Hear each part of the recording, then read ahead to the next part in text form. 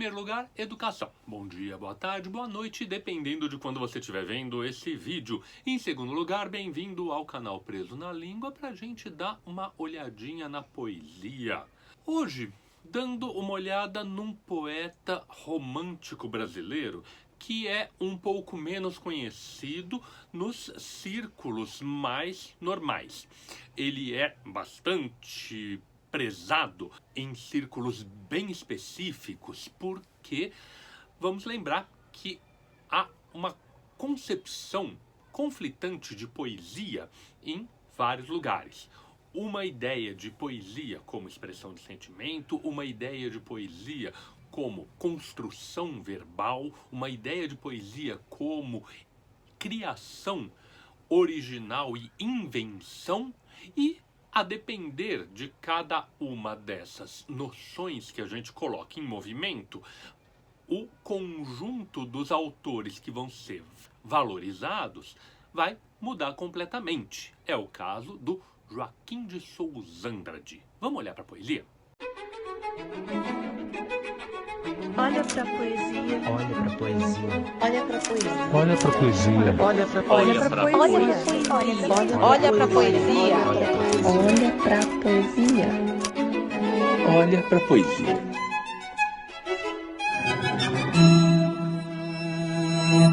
Sim, eu posso garantir que a própria enunciação do nome Joaquim de Souza Andrade já acendeu luzinhas de simpatia para alguns, já acionou pontos de interrogação na cabeça de outros. O nome é um nome artístico composto porque o Joaquim de Souza Andrade optou numa altura da sua carreira por assinar Souzandrade, e é com esse nome, Souzandrade, que ele acabou sendo incorporado no discurso dos autores concretistas dos anos 50 como um dos seus grandes predecessores no Brasil. A gente sabe que os autores do concretismo, nomeadamente o Augusto de Campos, o Haroldo de Campos e o Décio Pinhatari, tinham uma série de concepções a respeito da poesia, e uma delas era a de resgatar do passado autores cujas obras estavam esquecidas, mas principalmente porque elas já estavam antecipando elementos que resultariam, na visão que eles promovem, na sua própria estética, o concretismo. É a criação daquilo que o Ezra Pound havia chamado de paideuma, de origens, de ciclo de origens, e que os concretistas incorporaram.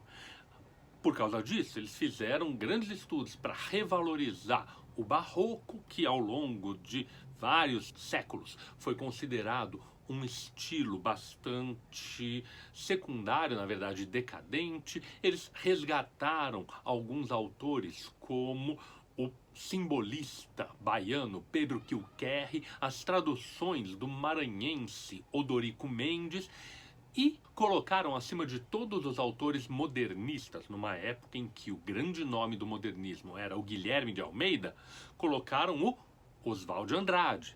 E do romantismo brasileiro, eles trouxeram o Joaquim de Souza Andrade, autor que passou por várias fases.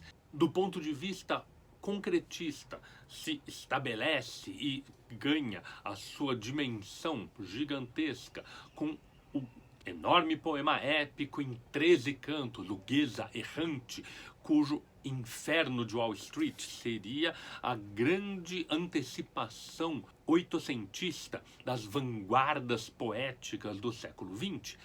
Em trabalhos como o Revisão de Souza Andrade, um livro de 1964, eles puseram em circulação de novo esse nome, que é muito pouco conhecido do grande público. Claramente, perto de Álvares de Azevedo, Gonçalves Dias ou Castro Alves, o nome de Souza Andrade é muito menos familiar. Mas mereceria ser menos familiar? Vamos olhar para um poema um pouco anterior. Vamos olhar para um dos fragmentos do mar que faz parte das Harpas Selvagens, publicadas originalmente em 1857.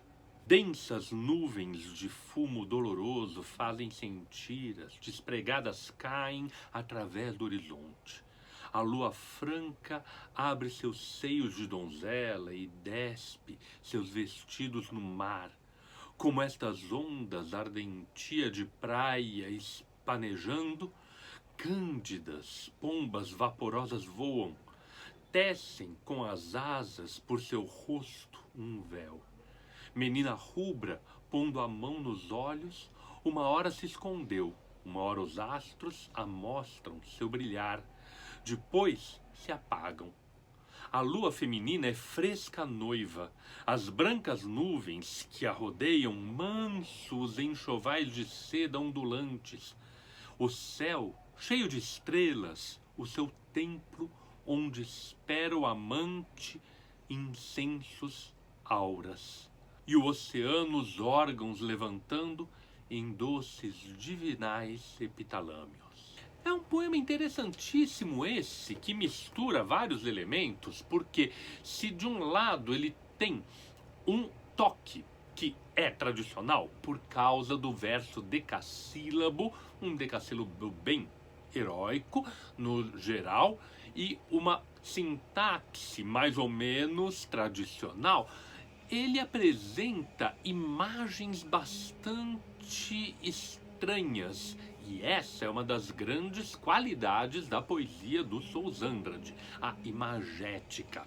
Na descrição de um luar no mar, a quantidade de metáforas que ele traz é impressionante. Algumas metáforas bastante tradicionais, como por exemplo, os seios de donzela da lua, as pombas que revoam, que podem ser as estrelas, o céu cheio de estrelas como um templo. Vejam que as imagens vão se somando, vão se superpondo e modificando o que aparecia antes. Nesse recurso, o que acontece? Essa descrição, ela não tem uma progressão, ela vai patinando, porque o poema não avança uma história, ele simplesmente avança percepções a respeito de um fenômeno, o luar no mar, um fenômeno que vai despertando associações na cabeça e no olhar desse eu lírico que está acompanhando o fenômeno natural e interpretando com palavras e com imagens. Começa com essas densas nuvens que sobem para lua abrir os seus seios e oferecer para visão do eu que está contemplando.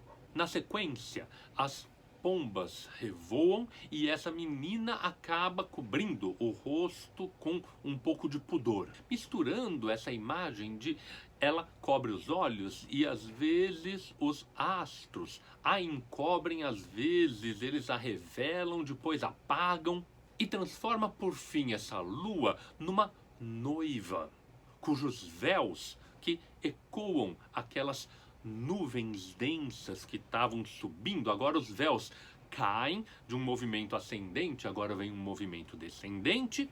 E o que eram pombas revoando, eram astros mostrando, eles viraram um templo, para que o barulho do oceano, esse barulho, esse marulho que fica no ouvido de quem está numa viagem, vamos lembrar que esse poema foi escrito numa época em que o oceano era cruzado necessariamente de navio, e a experiência de estar no mar, que foi uma experiência vivida pelo Sousa Andrade, mas não só, por várias outras pessoas, vários leitores do Sousa Andrade, é uma experiência muito peculiar. Então esse marulho, ele vira um órgão que ergue um epitalâmio. Um epitalâmio é um canto nupcial. Uma atmosfera mais ou menos estática. O que se movimenta aqui, como eu falei, não é a ação das coisas externas, é a percepção do eu, que vai se construindo nesses versos de ritmo mais ou menos bem marcado e com frases que às vezes desafiam a nossa compreensão, porque elas quebram com a sintaxe mais ou menos usual. Esse conjunto todo faz com que a experiência da leitura desse poema seja uma experiência de surpresa, seja uma experiência de espanto e de perplexidade às vezes. Uma coisa que vai completamente na direção contrária de, por exemplo, Lembrança de Morrer, que a gente já leu aqui e que avança com uma sequência de pensamentos mais ou menos lógicos. Ou da Canção do Exílio, que a gente também já deu uma olhada por aqui, o famoso poema de Lá, como analisou o José Guilherme Melchior, é um poema que vai se construindo em cima de uma lógica da emoção. Aqui a emoção se perde num fulgurar de imagens que são suscitadas pela inteligência e pela sensibilidade do eu lírico.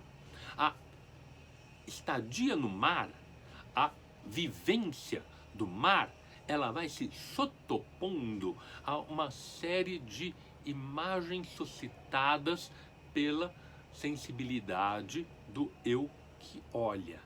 E, nesse sentido, o Souza Andrade se torna uma voz realmente dissonante.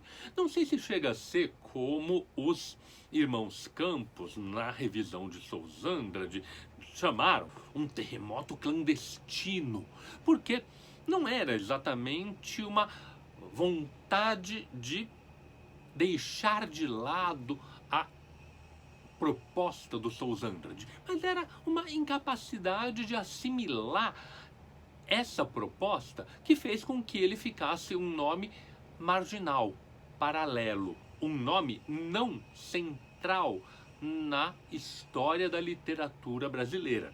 Depois de um tempo, isso se reverteu. Já no meio dos anos 1980, quando eu comecei a me aventurar por algumas coisas de literatura, o nome dele já era mencionado. O livro dos Irmãos Campos teve uma influência e teve um impacto razoavelmente relevante. Então, a gente agora tem que fazer o quê? Reacomodar todo esse conjunto de autores, colocá-lo junto com Castro Alves, colocá-lo junto com Álvares de Azevedo, colocá-lo junto com Gonçalves Dias, com Fagundes Varela, para elevá-lo acima desses autores, porque ele é mais inventivo? Não necessariamente, mas para dialogar com esse legado que o romantismo brasileiro nos trouxe e ampliar a nossa capacidade de enxergar o que a poesia de língua portuguesa tem a nos oferecer.